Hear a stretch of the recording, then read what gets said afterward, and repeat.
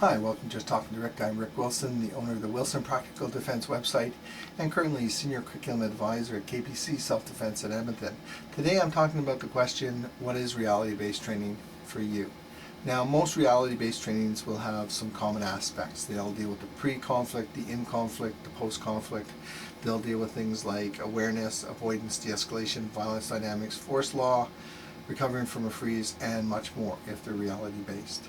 In addition, in a reality-based system, the drills you work on will work on assaults or attacks that are common in the real world.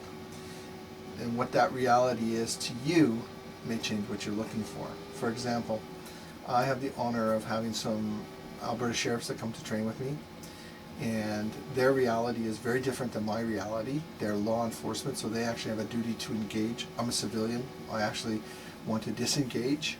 So when we're working together, and we're dealing with something, we all have to remember that they're the experts in their reality. If I'm showing them something that's not going to work with their tactical equipment or the weapons they have to carry, then we have to adjust it to fit their reality, not mine. Now, I'm lucky enough that they come and work with me because I can bring some body mechanics to it, some efficiency and effectiveness. And it's hard to blow your own horn as a Canadian, but I do have a skill of being able to look at a technique and see the principles that should be brought to it to make it more efficient and effective, whether I've done it or not. So when you're looking at finding a reality-based school, you need to look at the threat that you have to face. And you need to look at what they're basing the reality on, theirs or yours. Does their reality include not engaging? Is their reality based on a military system that hasn't changed to civilian law? Or is it based on what happened on a battlefield a few hundred years ago?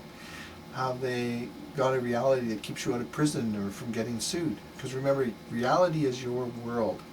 So you have to look at when and how you think you might need to defend yourself. And for most civilians, that's counter-assault. And so you need a reality-based system that deals in counter-assaults. So ask them, how are your drills set up? What do you deal with? What research have you done? What is your reality to see if it's yours? Because research is important. My women's self-defense program, I had to research a lot for a number of reasons. One, you find out that, yes, I deal with counter-assaults, but only 20% of sexual assaults are strangers. Okay, so you have to deal with much more than that. In addition, I'm not a woman.